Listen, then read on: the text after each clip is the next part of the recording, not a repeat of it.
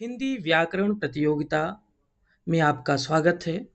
हमसफर हिंदी में पूछे गए 100 महत्वपूर्ण प्रश्न एवं उनके उत्तर दिए गए हैं। पहला प्रश्न है, हिंदी भाषा का जन्म हुआ है। आपके सामने 4 ऑप्शन दिए गए हैं। सही उत्तर है अपभ्रंश से। अगला प्रश्न है, निम्नलिखित में से हिंदी भाषा की लिपि है। 4 ऑप्शन दिखाई दे रहे हैं। सही उत्तर है देवनागरी। अगला प्रश्न है, हिंदी भाषा का कौन सा रूप मानक हिंदी के रूप में स्वीकार किया गया है। 4 ऑप्शन दिखाई दे रहे हैं। सही उत्तर है खड़ी बोली। हिंदी वर्णमाला में स्वरों की संख्या है। सही उत्तर है 11। हिंदी दिवस किस दिन मनाया जाता है। सही उत्तर है इसका 14 सितंबर। भाषा शब्द संस्कृत के किस धातु से बना है। 4 ऑप्शन है दिए गए हैं। सही उत्तर है भाष। हिंदी वर्णमाला में अयोगवाह वर्ण कौन से हैं। सही उत्तर है अंग और अह। हिंदी में मूलतः वर्णों की संख्या कितनी है। सही उत्तर है 52। हिंदी की आदि जननी है। सही उत्तर है संस्कृत। वर्णों के समूह को क्या कहते हैं। तो सही उत्तर है इसका वर्णमाला। पर्यावरण का सही संधि विच्छेद है परिधन आवरण। जिसकी गर्दन सुंदर है उसको एक शब्द में क्या कहेंगे। तो सही उत्तर है इसका सुग्रीव। जंगल में लगने वाली आग को क्या कहेंगे। 4 ऑप्शन दिए गए हैं। सही उत्तर है दावानल। पृथ्वी का पर्यायवाची शब्द है। सही उत्तर है रत्नगर्भा। दिए गए शब्दों में शुद्ध वर्तनी वाला शब्द कौन सा है। तो यहाँ पे आपको 4 ऑप्शन दिखाई दे रहे हैं। सही उत्तर है सी ऑप्शन सुषुप्ति। अगला प्रश्न है, क्ष त्र ज्ञ ये तीनों कौन से व्यंजन है। सही उत्तर है ये संयुक्त व्यंजन है। पुस्तक कौन सा शब्द है। यह तत्सम शब्द है। अगला प्रश्न है, आग कौन सा शब्द है। यह तद्भव शब्द है। गाल बजाना मुहावरे का अर्थ है। 4 ऑप्शन दिए गए। सही उत्तर है डींग हाँकना। ईमानदारी कौन सा संज्ञा है। तो ईमानदारी यहाँ पर भाववाचक संज्ञा है। लंबोदर कौन सा शब्द है। तो आपके सामने 4 ऑप्शन दिए गए हैं। रूढ़, यौगिक, योग रूढ़ या सभी। सही उत्तर है योग रूढ़। मैं कौन सा पुरुष है। आप सभी जानते होंगे मैं उत्तम पुरुष है। नाग कौन सा लिंग है। तो नाग स्त्रीलिंग है। नीलकंठ कौन सा समास है। सही उत्तर है नीलकंठ बहुव्रीहि समास है। रहीमन पानी राखिए बिन पानी सब सून में कौन सा अलंकार है। सही उत्तर है श्लेष अलंकार। ये बार बार आपके परीक्षाओं में पूछे जाते हैं। अगला प्रश्न है, व्याकरण जानने वालों को एक वाक्य में क्या कहते हैं। इनके लिए एक शब्द है वैयाकरण। सही उत्तर है सी। यदि तुम चलो तो मैं भी चलूं कौन सा वाक्य है। यह संकेतवाचक वाक्य है। अब ध्यान दीजिए, यह अर्थ के आधार पर 8 भेद होते हैं। उनमें से एक है संकेतवाचक। संज्ञा के कितने भेद होते हैं। सही उत्तर है 5। कवि का स्त्रीलिंग रूप क्या है। Option C कवित्री।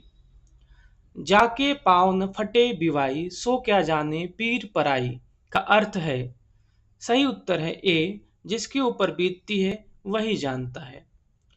अगला प्रश्न है, भाषा के आधार पर भारतीय राज्यों की पुनः संरचना की गई। 4 ऑप्शन दिए गए हैं। सही ऑप्शन है सी 1956 ईस्वी में। हिंदी किस भाषा परिवार की भाषा है। सही उत्तर है डी भारोपी। वर्णमाला कहते हैं। ऑप्शन सी वर्णों के व्यवस्थित समूह को। कंठस्थ ध्वनियां कौन सी हैं। ये आपको पता होगा। कंठस्थ ध्वनियों में क ख आते हैं। निम्न में से अल्प प्राण वर्ण कौन से हैं।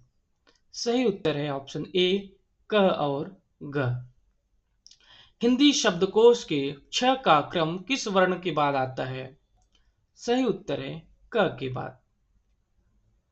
ज्ञ वर्ण किस वर्णों के संयोग से बना है? सही उत्तर है डी, ज और इया के संयोग से। अघोष वर्ण कौन सा है? यह सही उत्तर है स।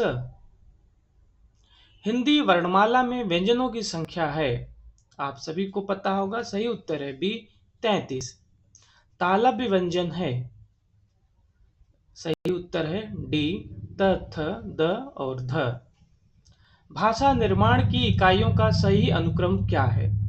तो सही उत्तर है डी, ध्वनि, शब्द, पद और वाक्य। शुद्ध वर्तनी का चयन कीजिए।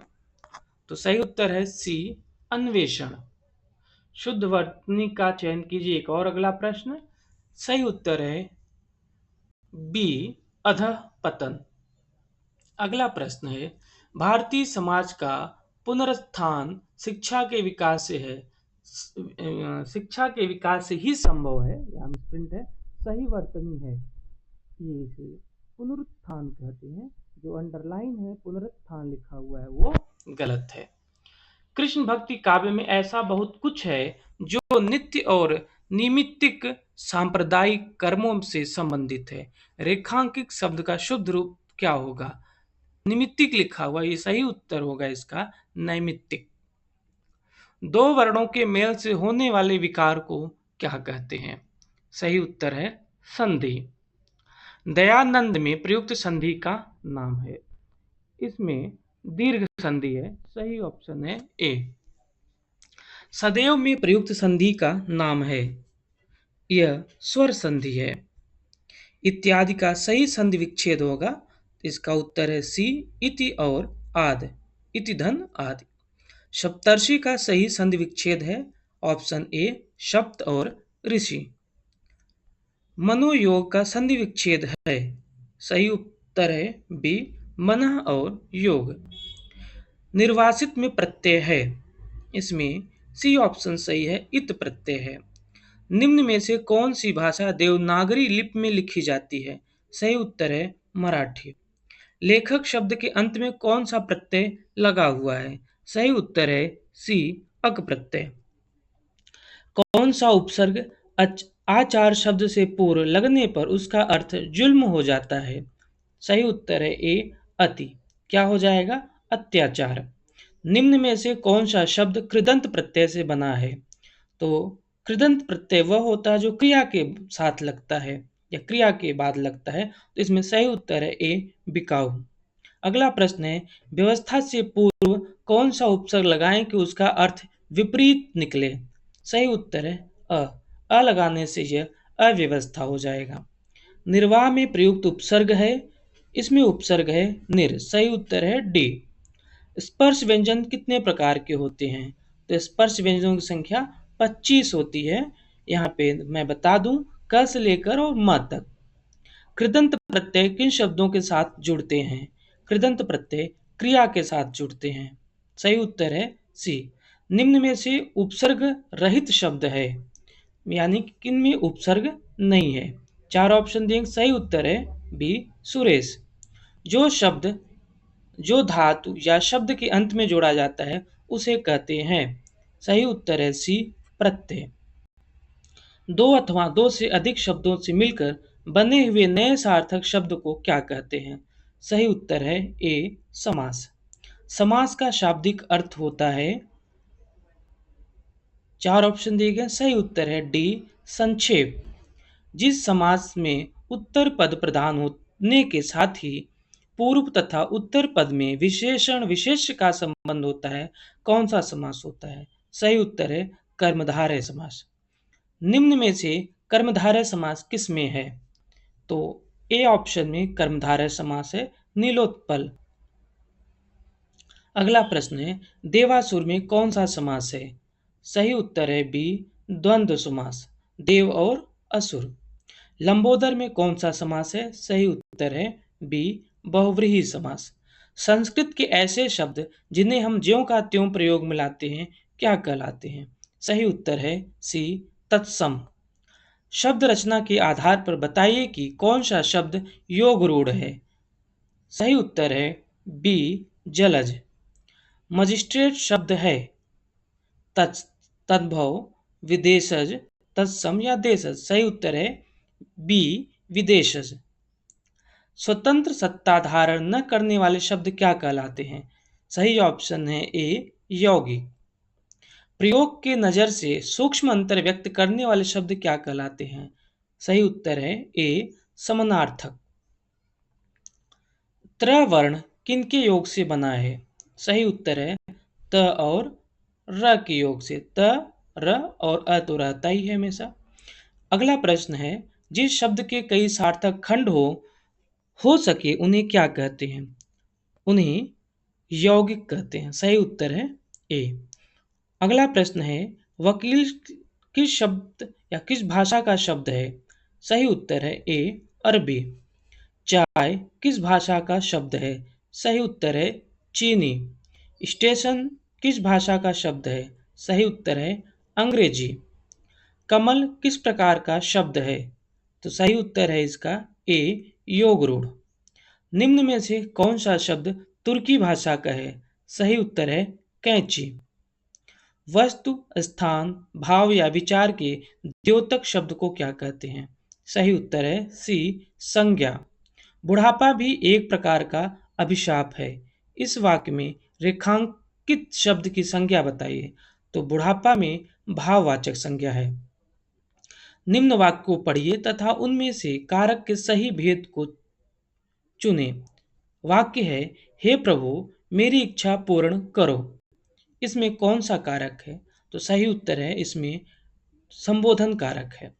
हिंदी में शब्दों का लिंग निर्धारण किसके आधार पर होता है? सही उत्तर है डी, संज्ञा के आधार पर।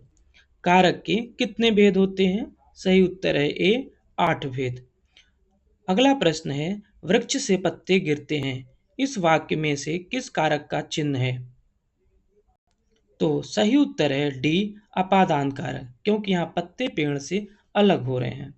अगला प्रश्न है, वृक्ष पर पक्षी बैठे हैं।